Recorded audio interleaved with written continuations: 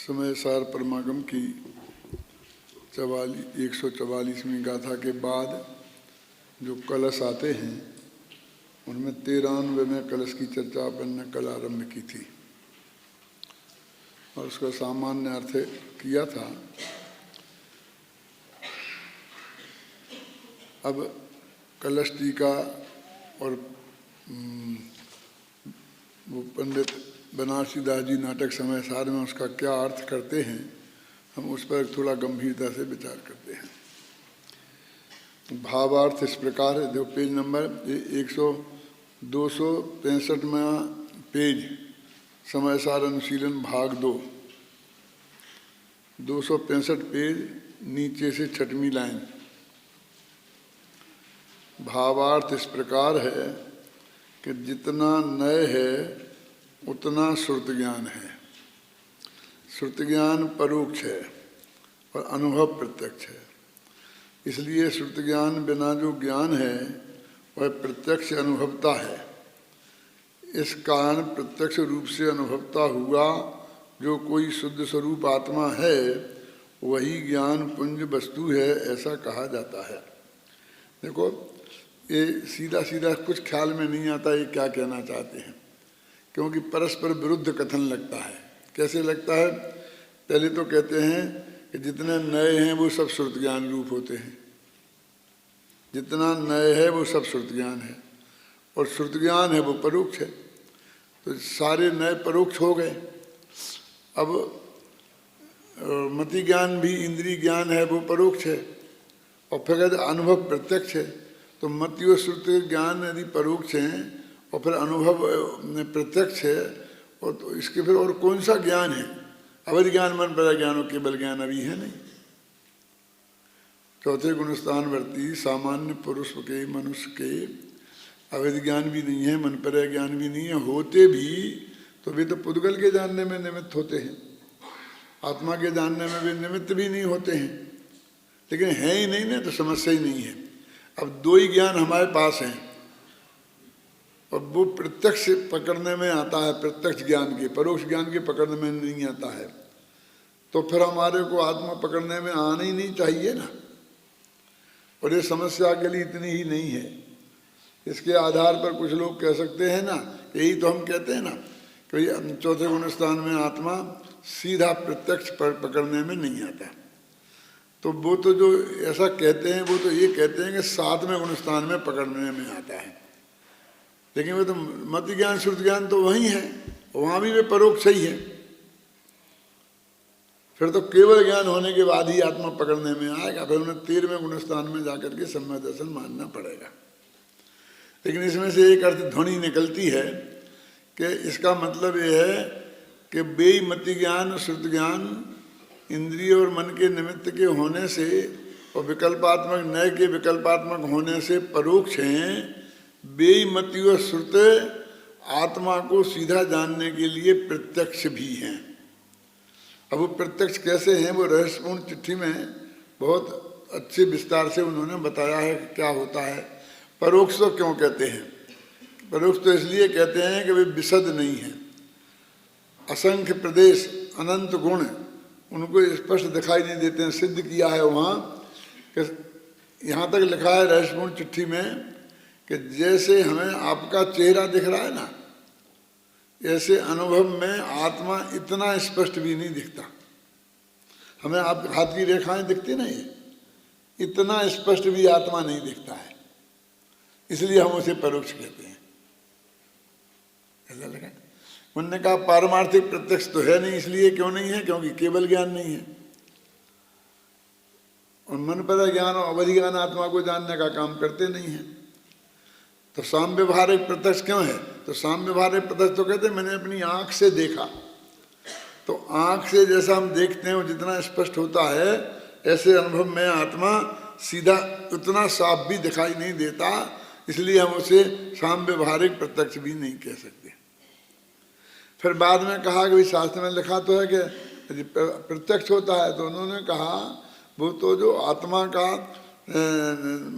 अंतरोन्मुखी वृत्ति होने पर अनुभव होता है, पहले विदेशनल अवधि में समझने के बाद, तो वो जो आनंद का स्वाद आता है वो कोई शास्त्र में पढ़कर नहीं आता है और वो किसी दूसरे नए से नहीं आता है, वो उसका वेदन सीधा होता है। तो आनंद की कणिका का वेदन होता है, इसलिए हम उसको कहते हैं कि वो आनंद प्रत्यक्ष है, उसमें पराधीनता नहीं है, उसके वेदन में पराधीनता नहीं है। ख्याल में ना वो ये कह रहे हैं, इसलिए हमने उसे प्रत्यक्ष कहा है। तो अब यहाँ पर लिखा है अनुभव प्रत्यक्ष है, इसलिए श्रुत ज्ञान बिना जो ज्ञान है। अब श्रुत ज्ञान के साथ मति ज्ञान भी लगा लो, तो श्रुत ज्ञान मति ज्ञान बिना जो ज्ञान है, कौन सा ज्ञान है फिर?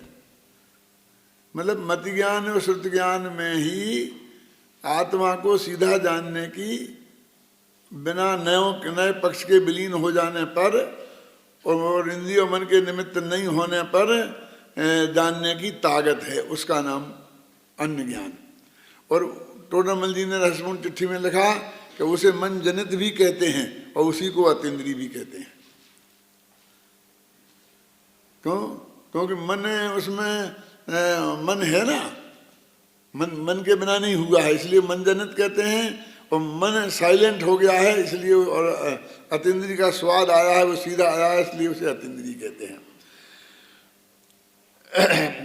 वह इस प्रकार प्रत्यक्ष रूप से अनुभवता हुआ जो कोई शुद्ध स्वरूप आत्मा है, वही ज्ञान पुंज वस्तु है। देखो, अनुभवता हुआ आत्मा वो ज्ञान पुंज वस्तु है, मैंने पर्याय सहित जो कल उदाहरण दिया था ना कि ऐसा धनुष बाण वाले राम चाहिए, ऐसा आत्मा का अनुभव करता हुआ आत्मा, उसको यहाँ पर पकड़ना। त्रिकाली ध्रुव को भी नहीं पकड़ना और रागद्वेष के करने वाले को भी नहीं पकड़ना, ऐसा कहा जाता है। इसी का अनुकरण करते हुए बनारसी दास जी नाटक समय सार में इस छंद का भावानुवाद इस प्रकार करते हैं।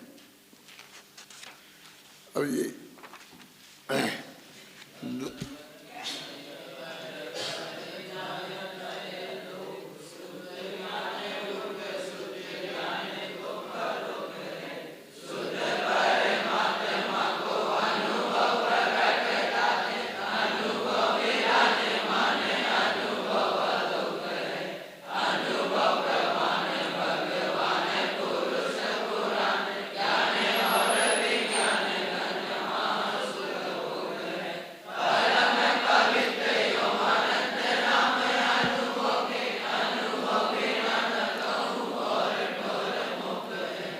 अब देखिए, अभी तक जितनी चर्चा चलती थी दो नयों की, तो निश्चय व्यवहार नय की चलती थी। और उसे आप 41वीं गाथा निकाल के देखो, 41वीं गाथा को पढ़ो, 141वीं 141 मतलब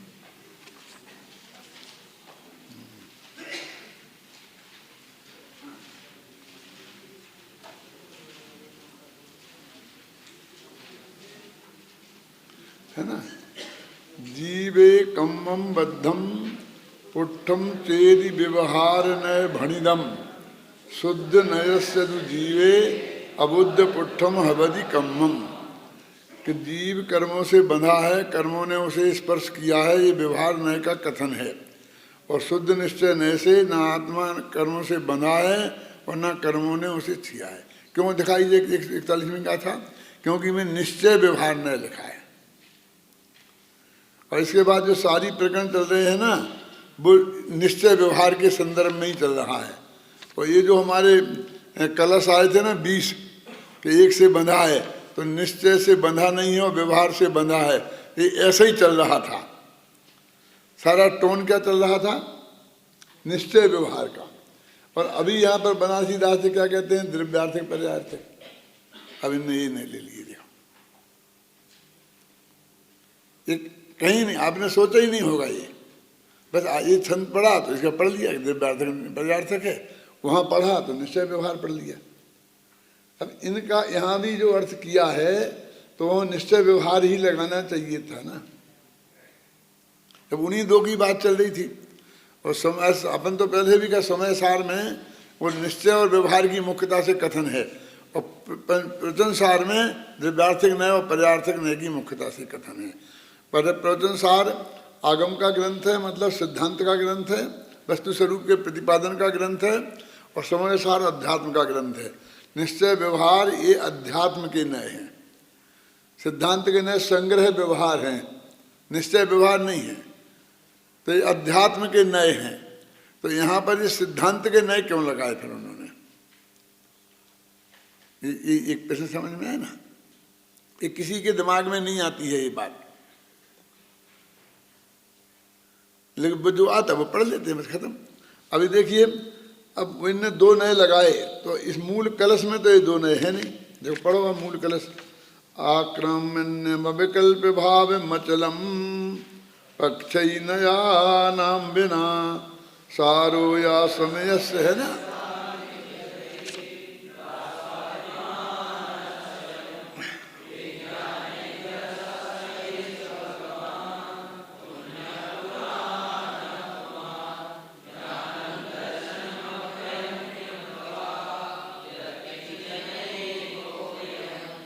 इसमें नया नाम पक्ष ही बिना, नए पक्ष के बिना, इतनी सी बात है। तब कौन से नए का, कौन से नए का क्या पक्ष है? तो वहाँ पीछे से लगाओ, एक से बद्धो और अन्य से अबद्धो, और फिर 41वीं गाथा से लगाओ कि निश्चय नए से विवाह नए से बंधा है और निश्चय नए से नहीं बंधा है। तो वही बात चल रही ना। जब वही बात चल रही, मैंने कहा ये पूरे प्रकरण का ये अंत है दो। कौन से? ये दो कलश जो है पूरे प्रकरण के, जहाँ से बद्ध अबद्ध की बात चल रही है, उसके उपसंहार हैं। और जो आगे के 5 कलश आएंगे पूरे कर्ता कर्म अधिकार के उपसंहार हैं। तो वहाँ निश्चय व्यवहार होना चाहिए था ना, लेकिन बनारसी दास ने द्रव्यार्थिक पर्यार्थिक न लिए। अपन कहते हैं कि उनकी आदत है कि कलश टीका की पढ़ी थी, वे खुद संस्कृत के विद्वान नहीं थे, इसलिए वो संस्कृत से सीधा श्लोक का अर्थ नहीं समझ सकते थे।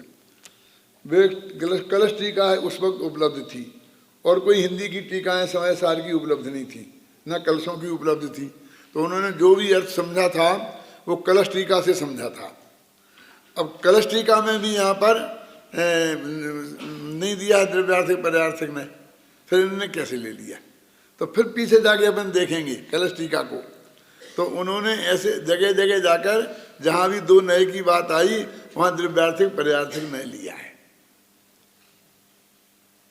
वे तो छंद पढ़ते भी थे कि नहीं पढ़ते थे मैं नहीं कहना चाहता हूँ, लेकिन वो नीचे अर्थ पढ़ते थे ना, तो उससे दिमाग में जब दो नए की बात आती थी तो दिव्यार्थिक पर्यार्थिक। लेकिन बनारसी दास बंधे नहीं है कहीं। अभी पिछले छंदों में अपन जाके देखते हैं तो व्यवहार निश्चय की बात भी करते हैं। ये देखो यहीं बनारसी दास के पिछले नयों को देखो, पिछले छंदों में अपन देखेंगे तो उसमें निश्चय व्यवहार की बात उन्होंने की है।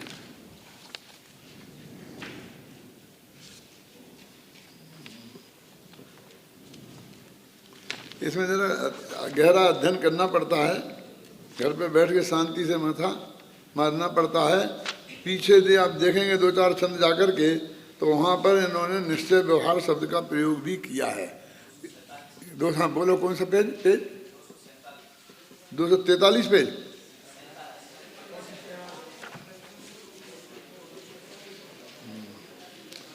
देखो ये है ना 247 पे। प्रथम नियत नए दूजी व्यवहार नए।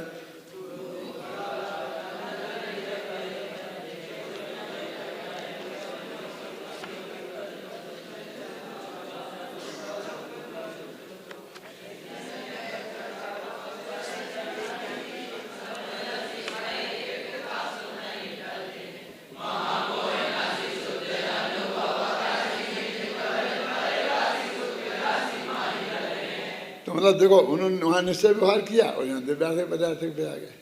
यानी वे कोई उनके दिमाग में सुनिश्चित नहीं था।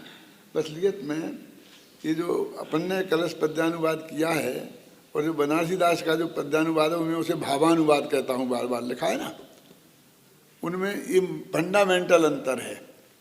क्योंकि उन्होंने क्या किया कि वो कलश टीका को पढ़ पढ़ के खूब अच्छा गहरा अध्ययन करके और जो जो वस्तु उनके दिमाग में जम गई उस वस्तु को उन्होंने अपने छंदों में बांध दिया। उस वक्त उसके सामने वो कलश नहीं रखा ना, उसको देख के उन्होंने अर्थ किया, वो तो उनके दिमाग में जम गई है। और वो ऐसे ऐसे छंद लिखते लिखते 100, 200, 500 छंद हो गए, जो भी जितने हैं हो गए बहुत से। तो उन छंदों को फिर इकट्ठा किया, उनने किया होगा या बाद में लोगों ने भी किया हो, ऐसा भी हो सकता है कि उनके जो सारे छंद थे तो उनको जमाया।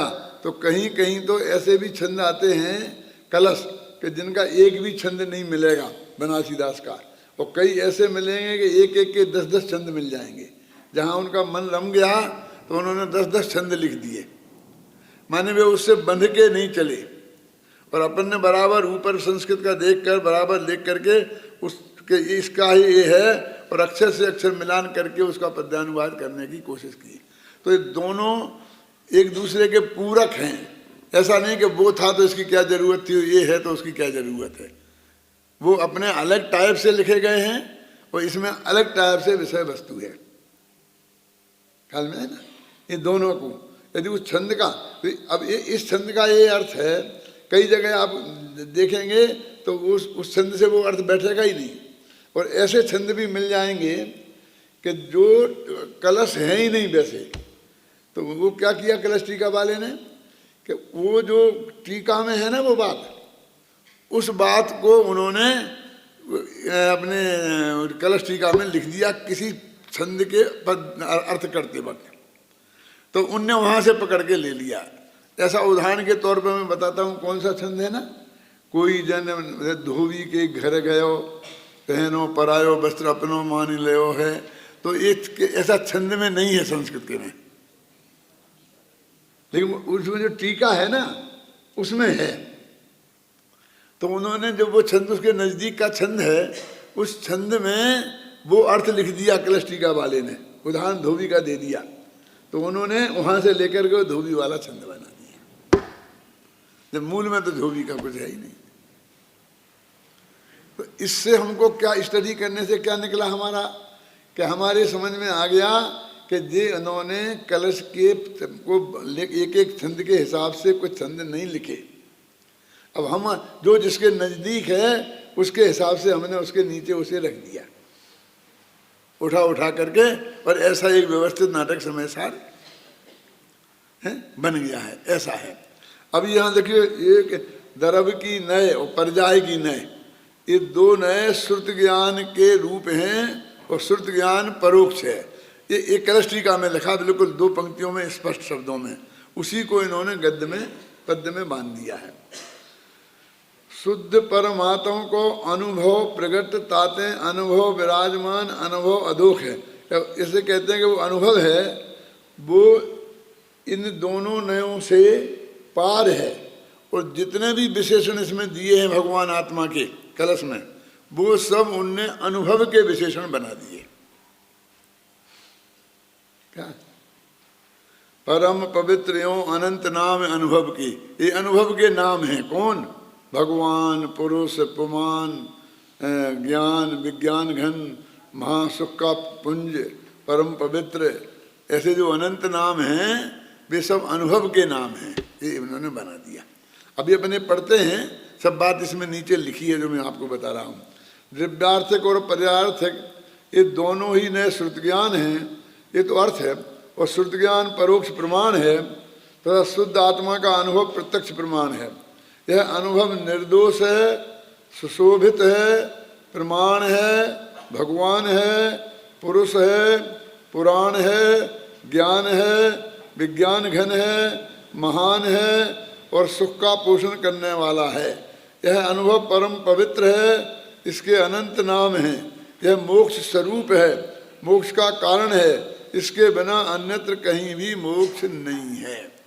ये सब नाम विगत अनुभव के नाम हैं, ये उन्होंने इसके रूप में इस बात को कह दिया, जबकि ये सारे विशेषण त्रिकाली ध्रुव भगवान आत्मा के हैं। अब ये सही क्यों है? क्योंकि ये कह रहे हैं ना कि हमें अनुभव से संपन्न भगवान आत्मा लेना है। तो ये अनुभव से संपन्न हुआ तो अनुभवी आत्मा के हैं कह लो, और चाहे अनुभव के कह लो, एक ही बात है। यहाँ ध्यान देने योग्य बात यह है कि यहाँ बनारसी दास जी ने सभी विशेषण अनुभव के बना दिए हैं।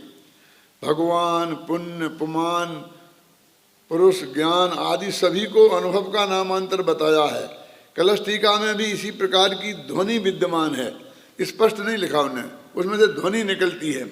और बनारसी दास ने इसी भाव को वहाँ से ग्रहण किया है।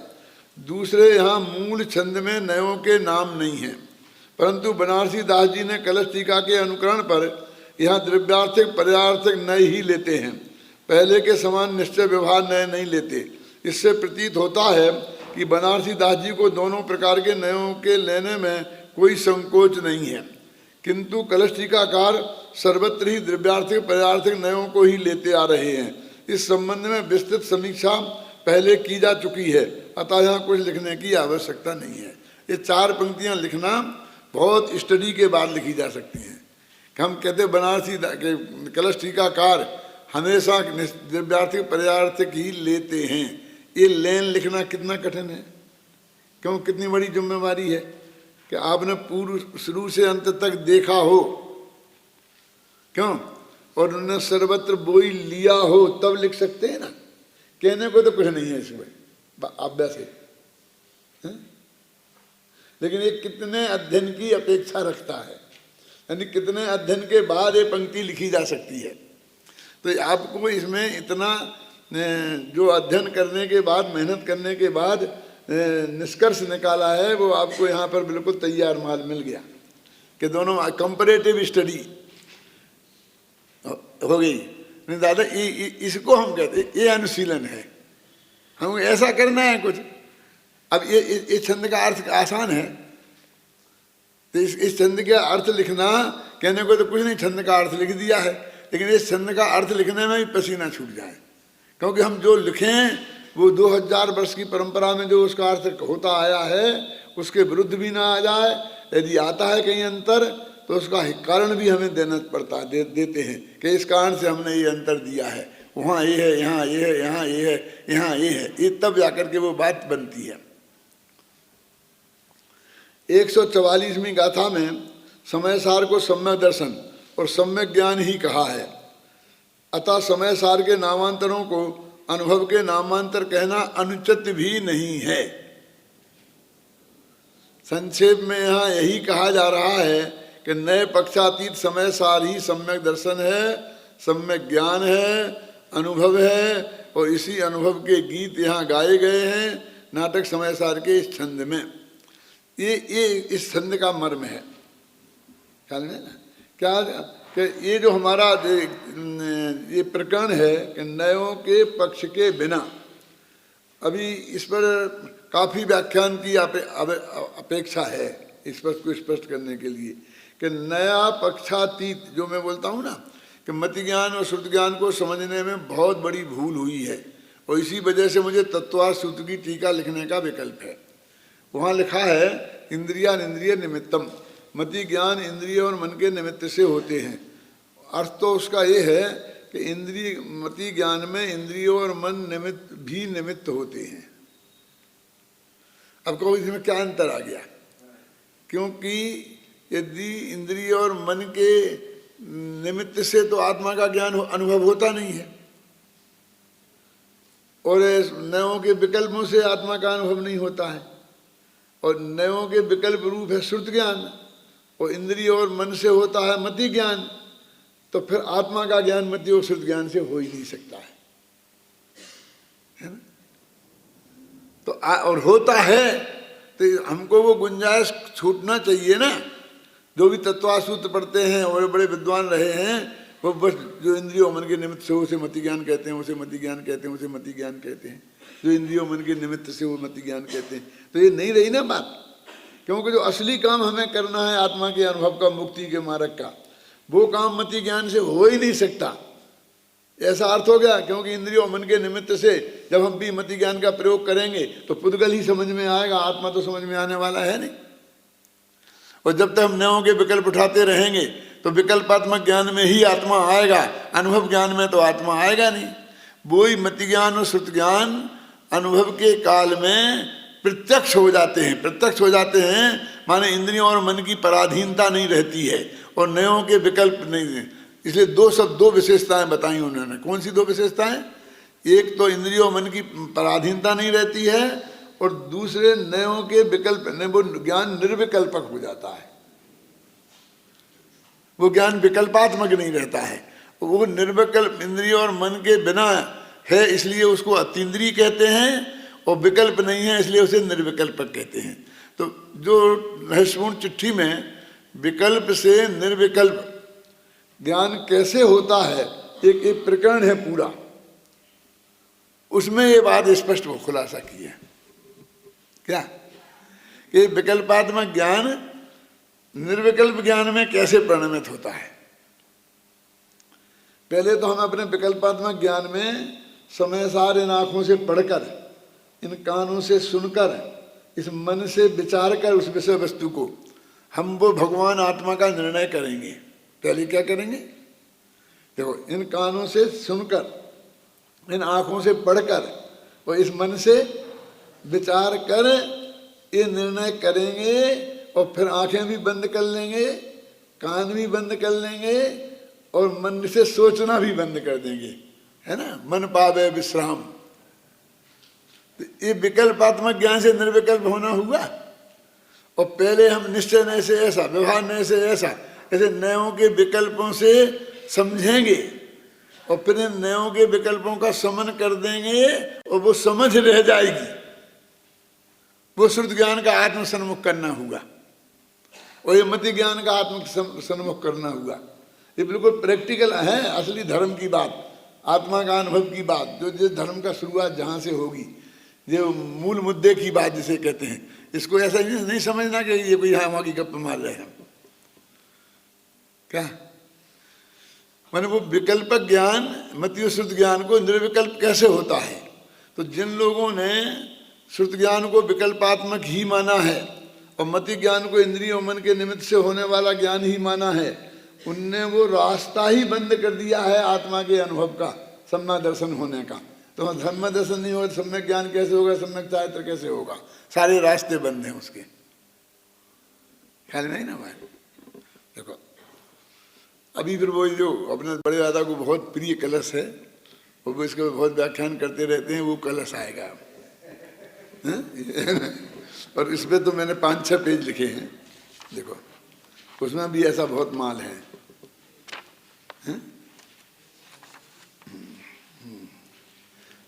मेरे ख्याल से अपन उसी को चलाएं हमें, ये हो गया, इसमें जितना कहना था कह हो गया।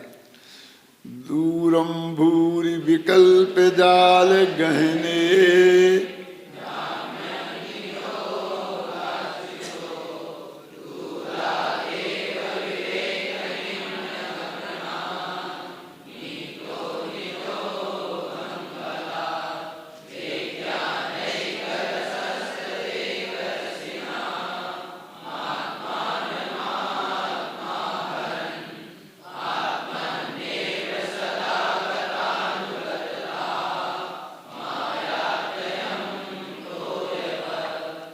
निज औघ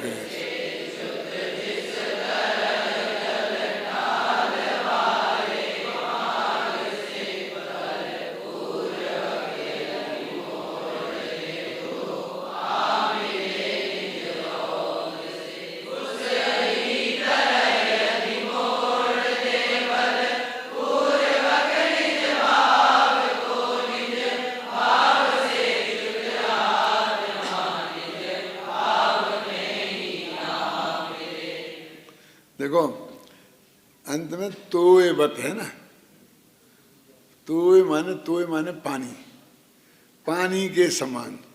यदि इसको हटा दो इसमें, तो पूरे छंद का अर्थ करना तुम्हें पसीना छूट जाएगा। पूरा छंद ये तोय बत माने पहले एक अर्थ तो पानी पे घटित होता है और दूसरा आत्मा के उपयोग पे घटित होता है।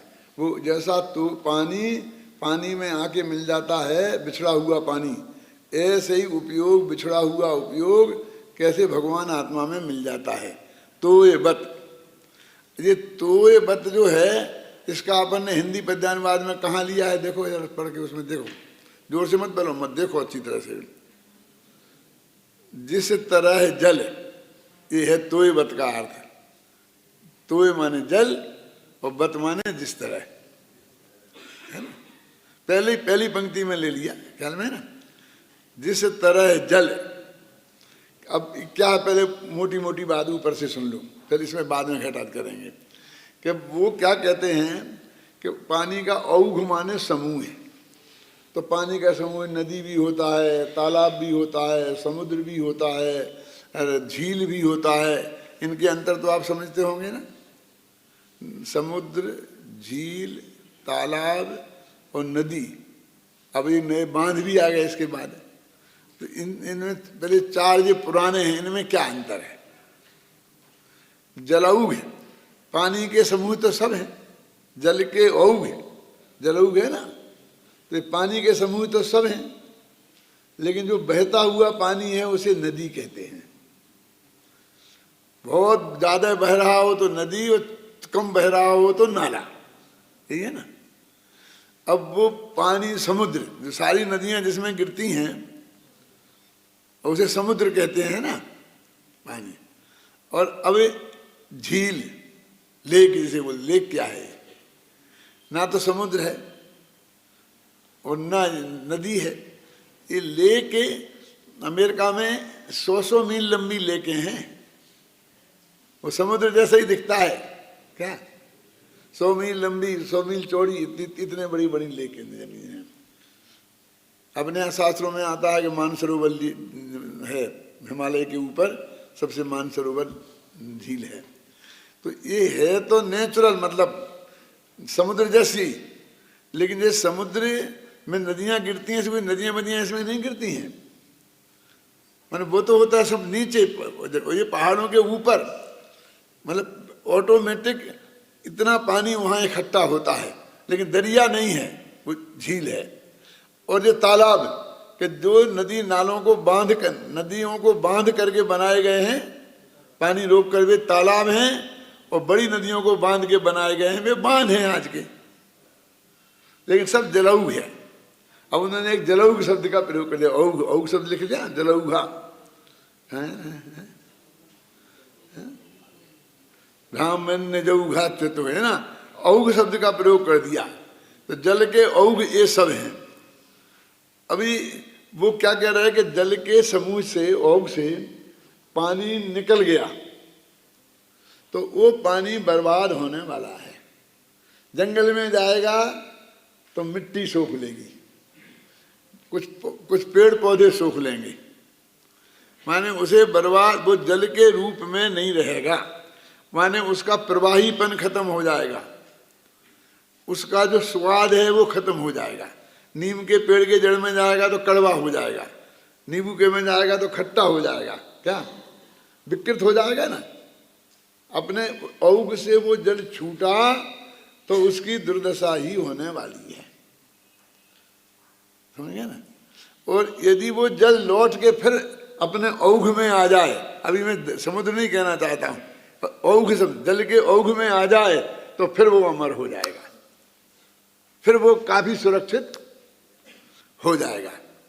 तो कहते हैं अपना ज्ञान का ये औघ है भगवान आत्मा, ज्ञान का दरिया नहीं। फिर दरिया कहते ही फिर वो चला जाएगा मामला है।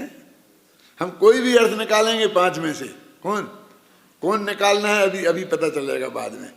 वो जल के औघ से पानी बाहर निकला उपयोग, तो वो बर्बाद होने वाला है, किसी परगे में लगेगा, खत्म हो जाएगा बस। वो उदाहरण देते हैं ना कि यदि वो जल की बूंद गर्म तवे पे गिर जाएगी तो जल जाएगी, क्यों? रेत में गिर जाएगी तो सूख जाएगी, कमल के पत्ते पे गिरेगी तो मोती जैसी चमकेगी, और वो जल के औघ में गिरेगी तो जल समुद्र बन जाएगी, जल का औघ बन जाएगी। तो वो बिछड़ा हुआ जो ज्ञान का जल है, पानी, वो लौट के ज्ञान में आकर के मिल जाए तो उसकी अमरता है। इसलिए अपना उपयोग जो आत्मा का है, वो इससे वो चित्त होकर बाहर जाता है, ख्याल में है ना। तो वो किसी तरकीब से, वो तो कहते उग्र पुरुषार्थ से हम उसे आत्मा में ले आए तो उसकी अमरता है। ये इस छंद का भाव है। अब अपन जब इसकी पोस्टमार्टम करेंगे तो सब समझ में आएगा, पहले सेंटर आइडिया ख्याल में आ गया ना। अब समस्या ये है कि पानी जब निकल गया उसमें से तो पानी तो नीचे होता है ना, और पानी का स्वभाव है निम्न नीचे को बहने का। तो पानी निकला, कहीं नीचापन होगा तभी तो निकला है ना। तो निकल के जहाँ गया वो तो नीचापन है, और जहाँ वो पानी का समूह है वो ऊंचा है। तो लौट के उसका उसमें आना बहुत कठिन है। वो पानी लौट के कैसे आए, उसमें नहीं आ सकता। तो वो ये कहते हैं कि नहीं, कोई पुरुषार्थ पूर्वक ऐसा रास्ता लगाएं, उसमें ऐसी तरकीब लगाएं कि ऐसा जोर डालें कि उस जोर से वो लौट के उस पानी का पानी में आ जाए। तो एक तो ऐसा होता है, आपने नहरें देखी हैं कि जब नहरें निकलती हैं गांव-गांव में तो बीच में सड़कें आ जाती हैं। अब इधर खेत है, उधर खेत है, अब बीच में सड़क आ गई। अब सड़क को खोद के पुलिया बनाना इतना आसान तो है नहीं। तो वो मालूम क्या करते हैं कि यहाँ पर एक वो बनाते हैं चैम्बर, और एक चैम्बर उधर बनाते हैं। उस चैम्बर बना करके उसके अंदर पाइप डालते हैं, और एक पाइप से दोनों चैम्बरों को जोड़ देते हैं। तो जब पानी यहाँ से सड़क के नीचे इतना चला गया ना उस पाइप में, तो पानी तो फिर ऊपर कैसे लाएं, क्योंकि नीचे तो ऑटोमेटिक बहता है। अब पंप लगाएं तो पंप तो वहाँ लगाते नहीं है। तो ऊपर लाने के लिए इस चैम्बर में लेते हैं ना, तो इस चैम्बर में जो पानी ढालते हैं उससे 3 इंच 4 इंच वो नीचा रखते हैं उस चैम्बर को, और उससे आगे पानी पाइप लगा देते हैं। तो पानी अंदर से निकल के और उसमें जाकर के आगे निकल जाता है। जब पानी नीचे से ऊपर चला गया ना, हमारे किसानों ने ये तरकीब निकाल ली थी। एक दफे पानी ऊपर से नीचे चला जाए तो फिर ऊपर लाना बहुत कठिन है ना, लेकिन बिना प्रयत्न के। लेकिन वो ऐसा चैम्बर बनाते हैं तो बिना प्रयत्न के ऊपर आ जाता है। समझ में आ गया आप लोगों को? नहीं आ गया? देखा तो होगा तुम लोगों ने, गांव के रहने वाले लोग हो तो। अब ऐसा, लेकिन उसमें अभी कुछ वो कहते हैं फोर्स बन के आ सकता है, लेकिन लोगों के गले उतरा नहीं। वो 2000 वर्ष से, समझ लो कि 1000 वर्ष से जब अम्बेचंद्र ने ये कलश लिखा होगा, इस पे मंथन चल रहा है।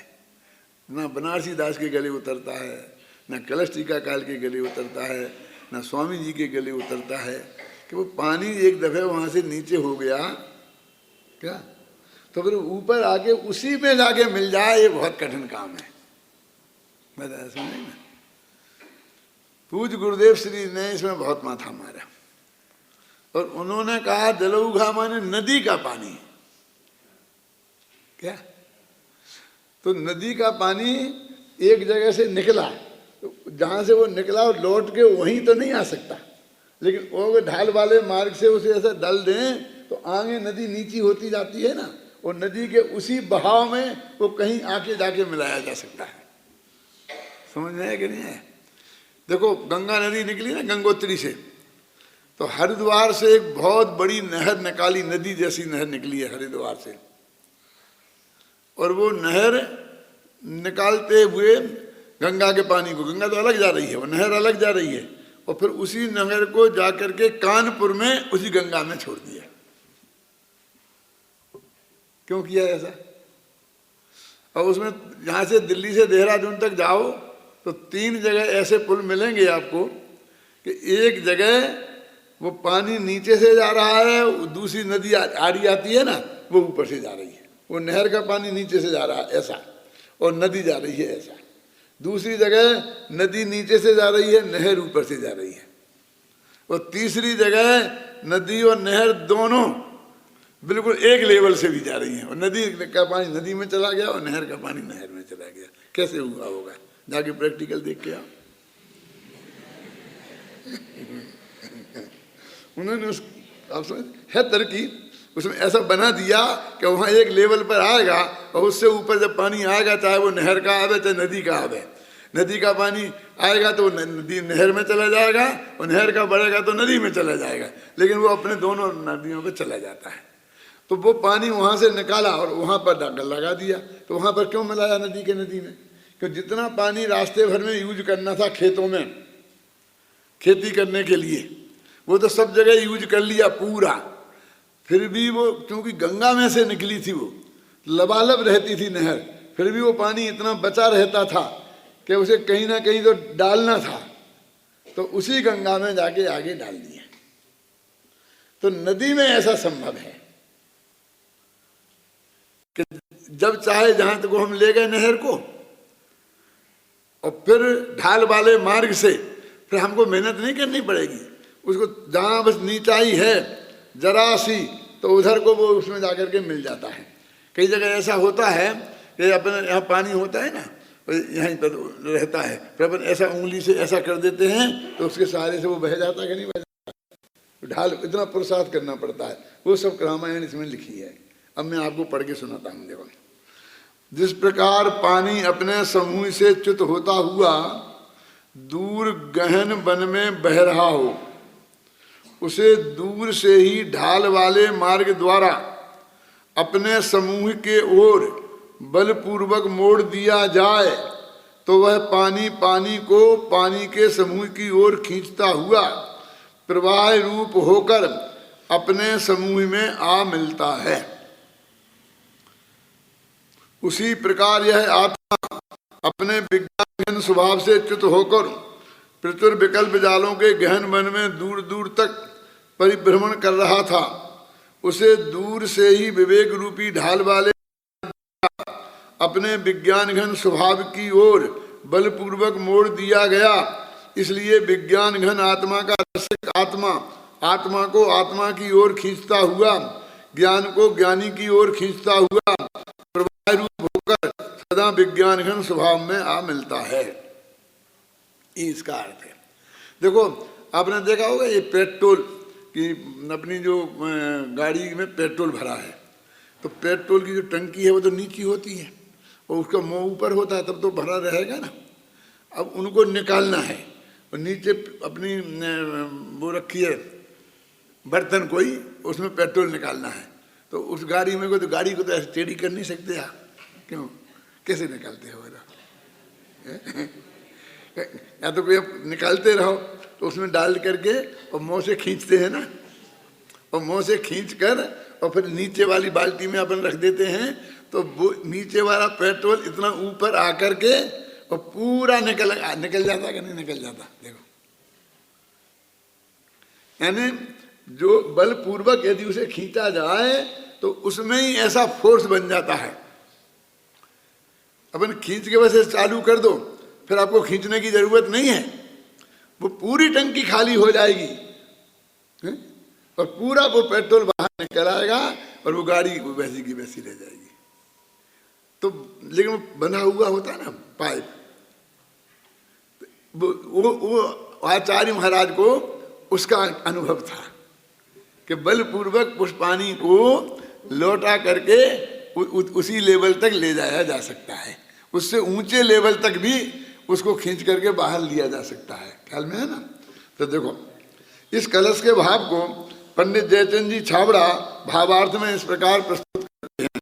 बहुत से लोग कहते हैं ना, वो जयचंद जी के छाबड़ा के भावार्थ बहुत अच्छे हैं, और भावार्थ अब तुमने ये नया बना दिया तो भावार्थ रह जाएंगे। कैसे रह जाएंगे? जाएंगे कहाँ? अध्ययन करो ना, वो उनका समय सारा कहीं चला थोड़ी जाएगा, वो भी तुम्हारे पास है ना, उसे भी देखना इसे भी देखना, कौन रोकता है? क्यों? जैसे पानी अपने पानी के निवास स्थल से किसी मार्ग से बाहर निकलकर वन में अनेक स्थानों पर बह निकले और फिर किसी ढाल वाले मार्ग द्वारा ज्यों का त्यों अपने निवास स्थान में आ मिले, इसी प्रकार आत्मा भी मिथ्यात्व के मार्ग से स्वभाव से बाहर निकलकर विकल्पों के वन में भ्रमण करता हुआ किसी भेद विज्ञान रूपी ढाल वाले मार्ग द्वारा स्वयं ही अपने को खींचता हुआ अपने विज्ञान घन स्वभाव में आ मिलता है। ये जयचंद जी छाबड़ा का भावार्थ है। अब इसमें भी वो समाधान नहीं निकलता जो हमारे मन में है ना, कि पानी का स्वभाव तो नीचे को बहना है ना। अब वो ढाल वाले मार्ग से नीचे को बहना है, तो वो ये कहते हैं कि जब वो जंगल में गया ना, तो वो भी तो नीचे ढाल वाले ही मार्ग से गया था, तो उसने अपने को नीचे के बहने का स्वभाव कहाँ छोड़ा? आप उसे जबरदस्ती क्यों कहते हो कि वो गलत मार्ग पे चला गया? वो जहां नीचाई मिली वहीं तो गया है, समझ में ना? इसलिए देखो, ये तो ये कहते हैं कि वो नीचे जाना वो उसकी गलती हो गई और लौट के वो अपने आप के मिल गया, वो सही हो गया, ऐसा अर्थ किया ना। और दूसरे कलश टीकाकार मालूम क्या अर्थ करते हैं कि वो नीचे बहना ये सही है, तो बाद में वो यहाँ वहाँ भटक गया था और फिर नदी में आकर फिर नीचे को बहने लगा, तो वो सही रास्ते पे आ गया, क्योंकि पानी का स्वभाव तो नीचे को बहना ही है। ये देखो अब ये आएगा आगे, पानी का स्वभाव नीचे की ओर बहना है, अतः अपने समूह से विलग होकर गहन वन में नीचे की ओर बहने वाला पानी दोबारा उसी जलमोही में आ मिलना आसान नहीं है। तथापि उसे बलपूर्वक ढाल वाले मार्ग से उसी ओर मोड़ दिया जाए जहाँ से वह जल समूह से विलग हुआ था, तो वह उसी जल समूह में आ मिलता है। यद्यपि यह काम आसान नहीं है, तथापि संभव है, असंभव नहीं। इसी प्रकार अपने विज्ञानघन स्वभाव से भ्रष्ट विकल्प जाल के गहन वन में भ्रमित, ये नए चक्र को कह रहे कौन, विकल्प जाल का गहन वन है ना। आत्मा आत्मसन्मुख होना आसान नहीं है, तथापि यदि उसको भी विवेक रूपी ढाल वाले मार्ग से निज विज्ञानघन स्वभाव की ओर बलपूर्वक मोड़ दिया जाए, तो वह भी आत्मानुभव करने में समर्थ हो सकता है। तात्पर्य यह है कि आत्मानुभव की विधि ही यह है कि हम अपने उपयोग को पुरुषार्थ पूर्वक स्वभाव की ओर मोड़ें, आत्मसन्मुख करें। 144वीं गाथा की टीका में भी यही कहा था कि 5 इंद्रियों और मन के माध्यम से विषय कसाय में उलझे हुए मति ज्ञान को उनसे हटाकर बलपूर्वक आत्मसन्मुख करे और नाना नयों के विकल्पों में उलझे हुए श्रुत ज्ञान को भी आत्मसन्मुख करे, तभी आत्मानुभव होता है। उसी बात को यहाँ कलश में कह रहे हैं, अपने उपयोग को बलपूर्वक आत्मसन्मुख करो, क्योंकि आत्मानुभव करने की यही रीति है, यही विधान है, यही उपाय है। अब एक छोटा सा उदाहरण है, और वो चल रहा, वो सब अपना अपना माथा मार रहे हैं। देखो यह पुरुषार्थ की प्रेरणा देने वाला कलश काव्य है। यह पुरुषार्थ भी अन्य कुछ नहीं, मात्र पर सन्मुख अपने उपयोग को बलपूर्वक आत्म सन्मुख करना ही है। देखो यहाँ पुरुषार्थ पर वजन देना है, इसलिए बलपूर्वक कह रहे हैं। और वहीं दूसरी जगह ये कहते हैं कि आत्मा का अनुभव तो सहज की क्रिया है, उसमें तुम्हारी जोर जबरदस्ती नहीं चलती। कहते क्या नहीं कहते?